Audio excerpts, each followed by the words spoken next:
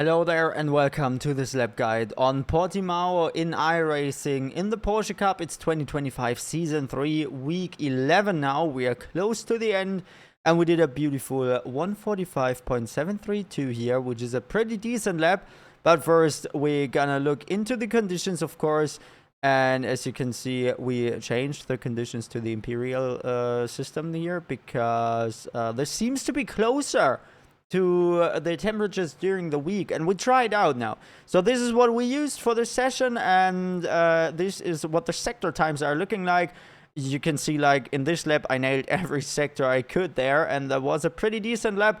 As always, you can get my setup for free on my Discord server, and you can get the telemetry of this lap in Garage61 if you're a Twitch sub and you followed the instructions on my Discord server. And I would say we start with the lap and we'll see how this track works. Let's go. Alright, here we go. As we approach turn 1, tricky corner already. There's a lot of tricky corners here, as I think at least. So you stay on the red part with the left tires, you stay on the track with the right tires, and you don't hit the curb. Then with the 150 meter line here, you start to brake pretty heavy, go 4th gear, 3rd gear. Then you can try to get as close as you can to the inside here without hitting the sausage curb, or you get pretty much an off track and stuff like that. Like, you know what happens if you hit that sausage.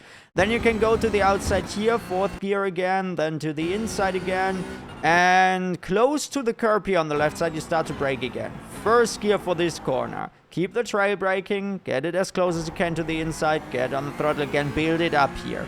Then you go to the outside, so you can get a great exit here. A little bit of lifting in that corner, or you get a crazy oversteer. Even with that, I got a little bit of oversteer. Try to not slide. This will kill your tires like crazy in the race. And we try to avoid that. So here you see the white line. Soon after that, we start to brake. 4th gear, 3rd gear, then down to 1st gear.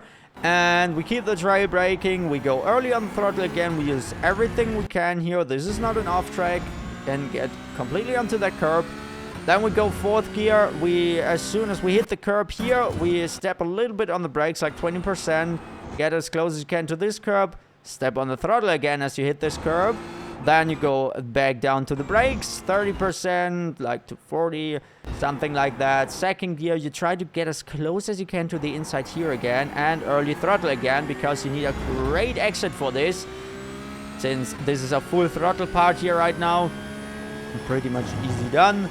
Then this corner is a bit tricky. You see the white line there on the left side. As soon as you go uphill here, you start to lift the throttle off, and close to the white line here, you can start to brake.